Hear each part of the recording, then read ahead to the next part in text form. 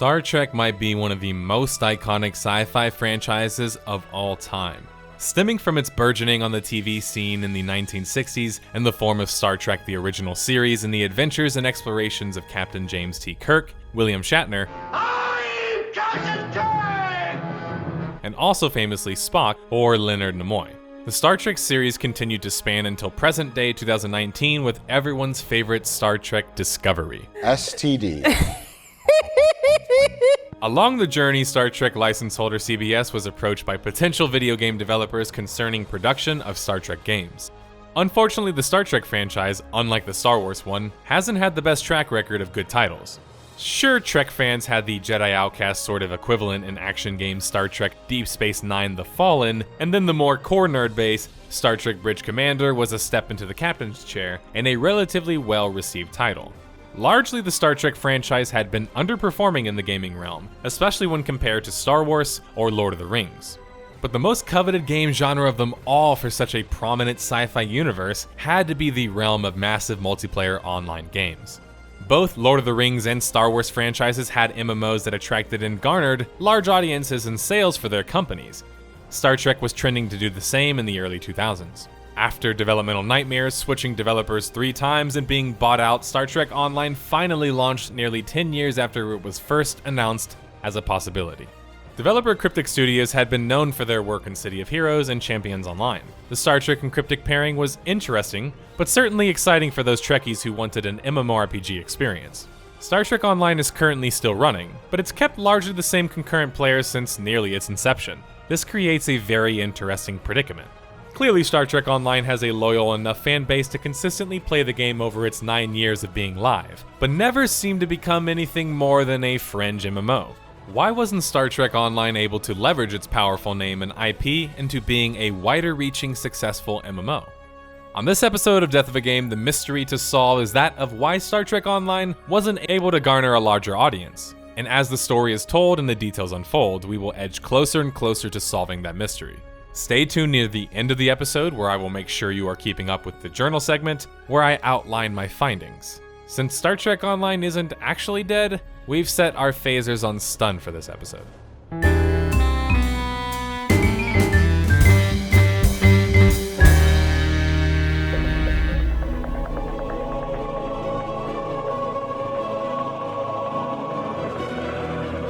This is a special episode of Death of a Game, one where we don't need to focus so much on following the timeline, as much as we will focus on analyzing Star Trek Online and its strengths and weaknesses. Still, it's quite important we learn some context surrounding the development of Star Trek Online, and no better place to start than from the beginning. Star Trek Online as an idea is traced all the way back to February 2000, where during a Variant Interactive financial meeting, Star Trek Online was announced and slated to become Activision's first persistent online title for the PlayStation 2. Also set to have a simultaneous launch with the PC version in late 2001. Variant Interactive eventually became Sony Online Entertainment, and instead of pursuing a Star Trek title, they would instead leave the project to work on a Star Wars MMO instead, Star Wars Galaxies. Star Trek Online already so early in the story faced an uncertain future, as no other developers seemed to take the challenge on. Until September 2004, it was announced that Perpetual Entertainment was set to both develop and publish Star Trek Online. Perpetual Entertainment didn't really have any experience making online games, but they had a 50 to 60 person development team and were developing a proprietary engine for Star Trek Online. The plan was for Star Trek Online to go into beta testing in 2006, followed by a 2007 launch. What instead came in September of 2007 was a large layoff at Perpetual Entertainment. 40 people were rumored to have been laid off. October 2007 and Perpetual Entertainment transferred all of its assets, including Star Trek Online, for liquidation and distribution of proceeds to their creditors. It looked as if the company was just about to fold. In a bold and ethically questionable move, they picked up the Star Trek Online IP with another company, P2 Entertainment, that was essentially the same management. This allowed Perpetual Entertainment to avoid a lengthy court case and save money. By shifting assets they couldn't claim since they technically didn't own the assets anymore, they couldn't be subject to court rulings. This cocktail of bad events led to the news on January 15th of 2008 that Perpetual had ceased its Star Trek Online development. But this didn't spell the end for Star Trek Online, as during the liquidation process they transferred the Star Trek Online license and IP to another Bay Area company, Cryptic Studios. Chief Creative Officer Jack Emmert from Cryptic Studios said this in the press release. When the opportunity came for Cryptic to obtain the license for Star Trek, we were absolutely thrilled. And when referring to what Star Trek Online would look like, Emmert said, "We want to make a game that best captures the real essence of Star Trek. We see Star Trek as much about exploration as combat, as much about the variety of alien civilizations as it is about the core Vulcans, Klingons, and humans, and etc. It's going to be an exciting ride over the coming months as we begin to unveil Star Trek Online. I can't wait." Now, of course, surely a Star Trek title would make exploration a big part of their game. I mean, especially in an MMORPG, right? Cryptic Studios would continue to develop Star Trek Online up until December 2008. It started to seem as if Cryptic Studios' reserves were drying up. Sure, they had some success with City of Heroes, but they were basically developing 2 to 3 MMOs almost simultaneously in Champions Online, Neverwinter Online, and Star Trek Online. Not to mention there was an apparent deadline for Star Trek Online that said that the game must launch in 2010, which only gave Cryptic Studios roughly 2 years to develop an MMO mostly from scratch, or they would risk losing the license. Due to the insane schedule expected for Cryptic Studios to satisfy to the rights holders of the IP, they needed more cash and resources. This likely explains why they were acquired by Atari in December of 2008. Star Trek Online would host its closed beta in October 2009. 10 Ton Hammer, who got the chance to get their hands on the title, had positive things to say about their impressions.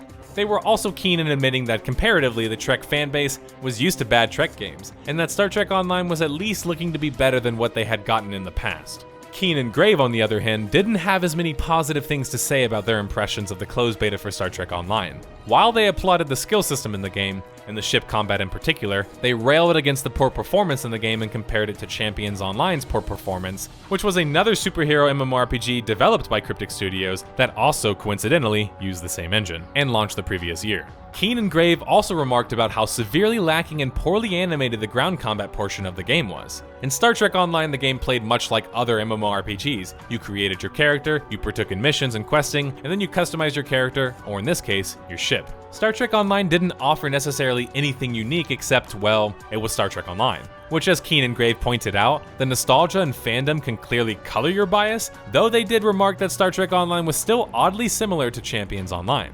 So although Star Trek Online is unique in title, it's not exactly unique in design. Considering they are using the same engine, there is little information about this engine anyway, but we know that Cryptic Studios had an in-house engine that they used on both Champions Online, as well as Star Trek Online, and then later Neverwinter. Both games have similar performance woes, feel very sluggish and bulky, and frankly speaking are quite lacking in the animation department. Star Trek Online would go into its open beta the following month, January 2010, and 1 month later Star Trek Online would launch on Steam and stores around the globe. STO launched as a subscription-based MMORPG and required a monthly fee of $15. The reception for the game was mostly mixed. STO scored a 66 on Metacritic according to the critics and a 6.2 user score. Sites like Game Revolution and Impulse Gamer stated that they saw potential in STO and enjoyed the character customization.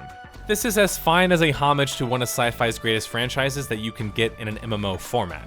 Star Trek Online was set 30 years after the events of Star Trek Nemesis, and STO also had a clear focus on story content with some iconic voiceovers from heavy hitters like Leonard Nimoy, Michael Dorn, and Denise Crosby, which is the right kind of name/IP value that sci-fi nerds really respect.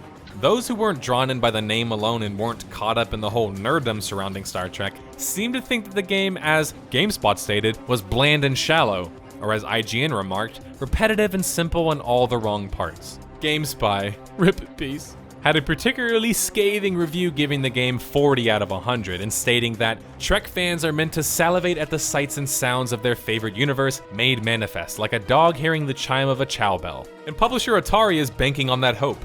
Like Pavlov's pups, consumers will be content with the same old kibble day after day. The result is a shallow, poorly paced, and repetitive game that, divorced from its storied source material, wouldn't warrant a second look. GameSpy seemed to imply that Star Trek Online was mostly a fad-chasing title meant to capitalize on its name recognition being a Star Trek title, but didn't warrant the license nor the recognition of it, period.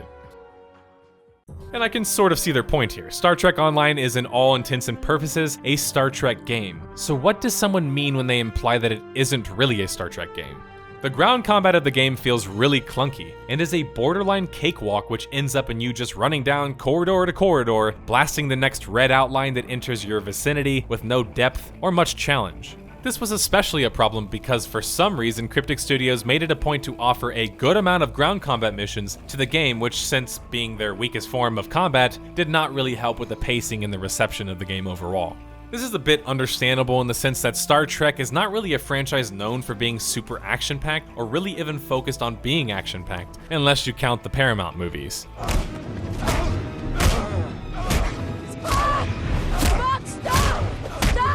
The essence of Star Trek, in fact, actually is not to fight. Fighting is the last resort for the Federation, aka the United Federation of Planets. It's incredibly integral to the storyline in Star Trek, the idea of focusing first and foremost on peaceful exploration, so they can expand their membership in peaceful cooperation with other alien races.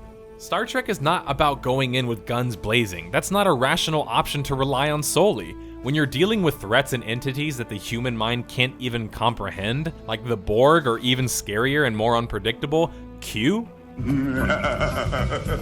This goes hand in hand with the Federation's ultimate goal, which is to increase its membership across the universe, sort of like the United Nations in space. And I mean, after all, the exploration is in the damn intro to the TV show. Where was the exploration in Star Trek Online? The game was completely instanced, and in some cases some areas having as many as hundreds of instances within them.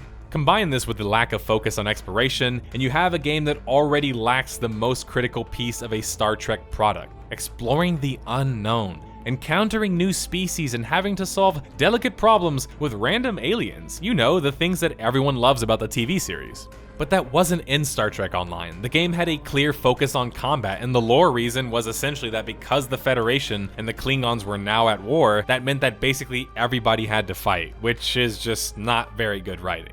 To add fuel to the fire and breaking the hearts of many lore fanatics out there, everyone in Star Trek Online is a captain. At least they own their own ship, starting as a lieutenant and then eventually becoming a captain. What? You're telling me everyone, including people who might not even want to be, are captains? The same captains famous in the series, up there with the likes of Sisko, Janeway, Kirk, and Picard? This is an absurd concept for a plethora of reasons lore-wise, such as it took James Kirk 15 years from graduation to reach his captaincy. 15 years serving in the Federation on other people's ships before he could even dream of owning his own ship. Kirk, this larger-than-life character, slogging away for 15 years to pilot the Starship Enterprise, and everyone in Star Trek Online got it after a few tutorial cutscenes? I think you can start to understand GameSpy's criticism here. Star Trek Online sounded like a Star Trek game, looked like a Star Trek game, and in some cases played like a Star Trek one, but it just wasn't the same essence that made up what Star Trek means to so many fans around the world.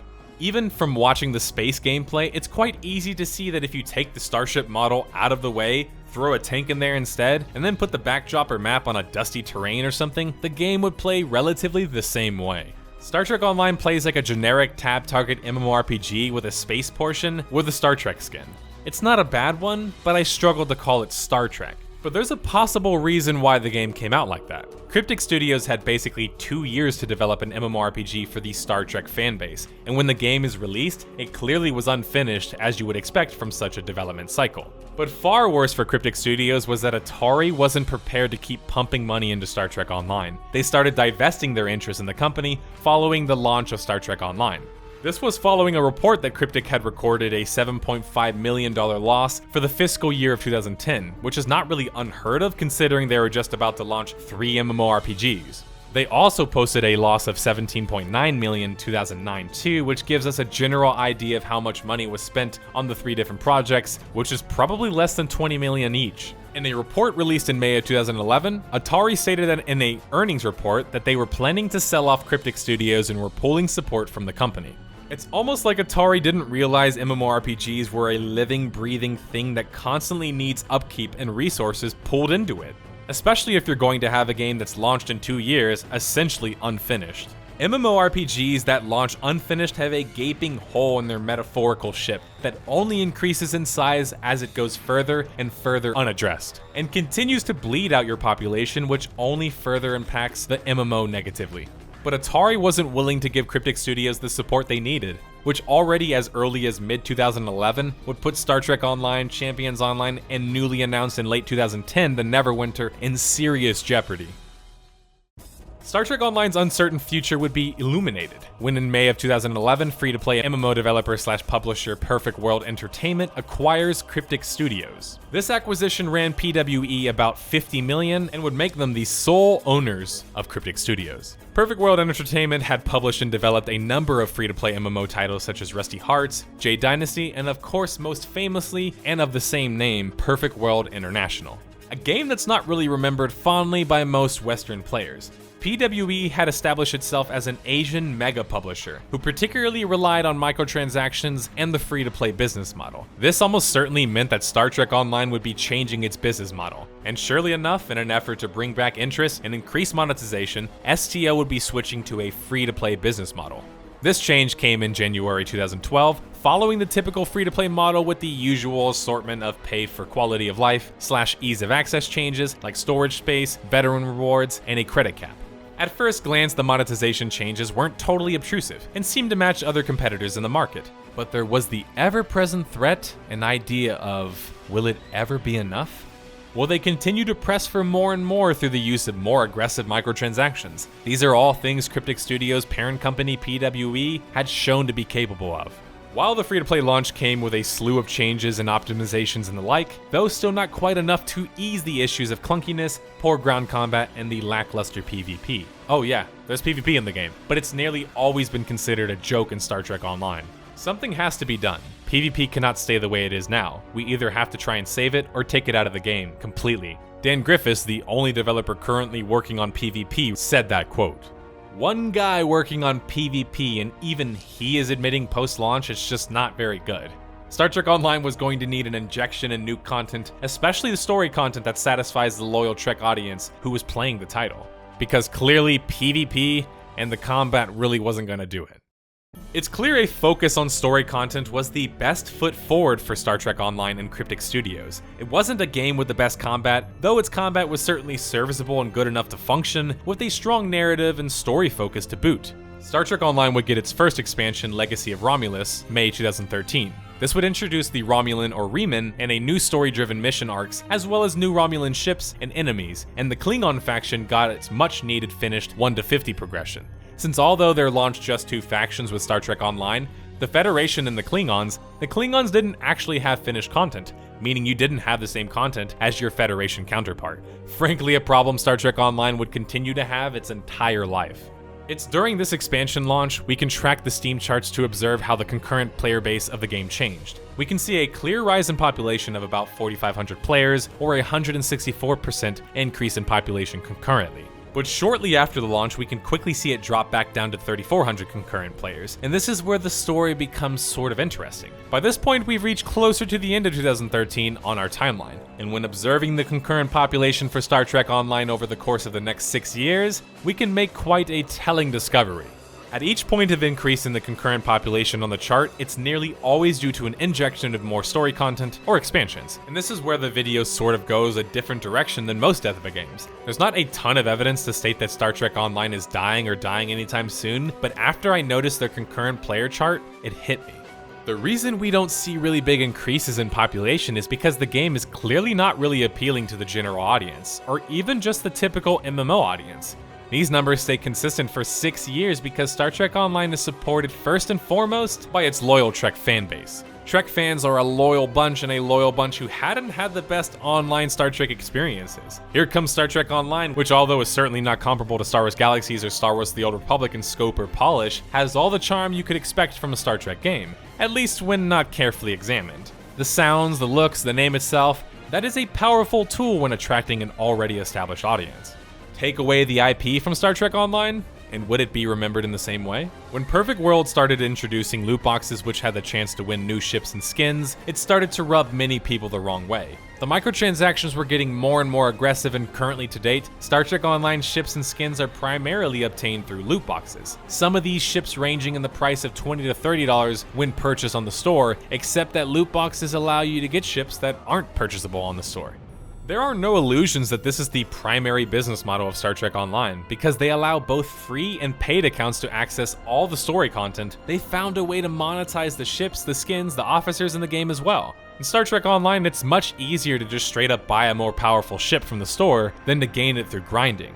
These bot ships have more slots for officers and inventory, better stats, and above all, don't require the insane grind to obtain. Just 20 bucks, right? Well, I think you're seeing the allure of Star Trek Online for Trek fans. The chance or ability to experience your favorite sci-fi, buy, collect, and play with a bunch of unique looking and feeling ships. And as you spend more and more money, you fall into the sunken cost fallacy often, where you no longer want to cut your losses because you spend so much money on the game. Let's just come out and say it. Star Trek Online is a game supported by whales, players who spend a lot of money on the cash shop. This is clearly supported by the business model, but the Steam charts represent it quite well. How else can an MMO function where it only has a concurrent player base of 3,000 for the course of 6 years? This is a brilliant business strategy, in the sense that it satisfies the die-hard fans of the game, which ultimately is all you need when you're selling $15 to $20 ships, as well as loot boxes and all the other microtransaction goodies. This business strategy effectively milks the loyal fan base, but I question whether or not it could ever really appeal to a larger audience. It doesn't help that when Cryptic Studios, following the Delta Rising expansion, introduced a new level cap to accompany this level cap, that meant that players who purchased previous ships or grinded for them had to pay $5 to upgrade their level scale to level 60. If you had multiple level 50 ships and multiple characters, you could essentially end up spending hundreds of dollars on this. But the interesting thing about the business model of Star Trek Online is that it doesn't really seem to affect the loyal fan base of the game all too much. It doesn't really faze those who are still playing the game. If anything, it's an odd symbiotic relationship of sorts. Whales keep spending the money, and Cryptic Studios gets to keep pushing out more content and find more ways to monetize. It's just easy to see that although the loyalist fan base is fine with the business model, a common criticism of Star Trek Online is its business model / pay-to-win aspects, and thus it clearly provides a significant barrier at attracting a newer audience. July 6th, 2016, the third Star Trek Online expansion, Agents of Yesterday, launched. It allows players to experience the original series era of Star Trek. This meant that more story content and hopefully game-fixing changes for the title. When observing the Steam charts during this period, we can see a slight jump in population that only evens back out. This effectively means that when they can no longer produce story content at a fast enough rate, they will hemorrhage their audience. STO would have a console launch in September 2016, and that certainly generated some buzz. I have no information concerning the population numbers on the console, but considering the game is free, there's a good shot that the console audience is at least not non-existent. The console launch in 2016 was the most polished launch we had seen yet of the game, and certainly was Cryptic Studios' best foot forward with the resources / situation that they had to deal with. We've covered the performance issues, the lack of exploration focus, the lackluster ground combat of the game, as well as the microtransactions and their problems. There is still one potential reason that Star Trek Online couldn't reach the levels of success its competitors Star Wars did. Over the 8 to 9 years of live service for Star Trek Online, it had 5.2 million total players. For reference, WoW has at least 20 times that number, and Star Wars Galaxies sold over 1 million copies of a box price game. Other measures of popularity can be Reddit, where SWTOR has 4 times more subscribers, and then of course you think about the YouTube presence, which of course is dominated by SWTOR. We could take this to be due to the previous factors and issues that I mentioned, or we could possibly chalk it up to be the fact that Star Trek simply has been losing in popularity since the early 2000s. Although Star Trek IP holders have attempted to remedy that more recently, they simply weren't putting out as many good games / series or movies like Star Wars was. Star Wars as a franchise has 4 different movies that broke the billion-dollar box office record. It's simply speaking way more popular than Star Trek as a brand at the moment. And that could be in large reason why Star Trek Online wasn't able to garner more popularity itself. Really, it's not always rocket science, as I always say. Sometimes the patterns and the clues are just that apparent. The reason that I wanted to do a death of a game on Star Trek Online now, and not until it's actually going to die in a more immediate sense, is because by that point, will anyone really remember it? The game existed largely as a fringe MMORPG, despite the big name IP. It's about that time of the video though where I pull out my journal and make sure that everyone was keeping up with the clues concerning why Star Trek Online wasn't able to garner a larger audience. Star Trek Online was passed to 3 different developers and thus had a rough 2-year window to be developed. When Star Trek Online launched, it was incredibly wrought with bugs, performance issues, poor ground combat, and frankly speaking, it never truly fixed either of those issues. After being acquired by Perfect World Entertainment, Cryptic Studios introduced loot boxes and a more aggressive monetization focus in the form of ships and skins. Despite Star Trek Online having the Star Trek name, it doesn't focus much at all on exploration, and combat is what you spend the most time doing in the game. Star Trek is a philosophical and, dare I say, mature show. It doesn't really rely on magic powers, light swords, and explosions. The action was always secondary. Star Trek as a franchise has waned in popularity, being dominated by Star Wars in the box office, gaming, and tabletop markets. It might not be a case closed, but I think we've done enough investigating here to answer our original question concerning Star Trek Online. I am absolutely a Star Wars fan. That being said, I'm also a Star Trek fan, and I very much would be interested in playing a Star Trek MMO. One that captures the essence of what Star Trek really is about: exploration. Exploration is not an easy mechanic to monetize, nor is it one that's easy to develop a game around, period. The first game or company to get that right is going to hit it out of the park. And I hope someday, if it's not another Star Trek MMO, we get another sci-fi MMORPG that attempts to make exploration their big content focus. I think it's important, however, along that journey, that we don't let developers and publishers take advantage of us and pump out inferior products simply because they have a name IP attached to it. Just because you put Star Trek in the name doesn't make it any more closer to the essence of what Star Trek is. Thanks for watching, guys.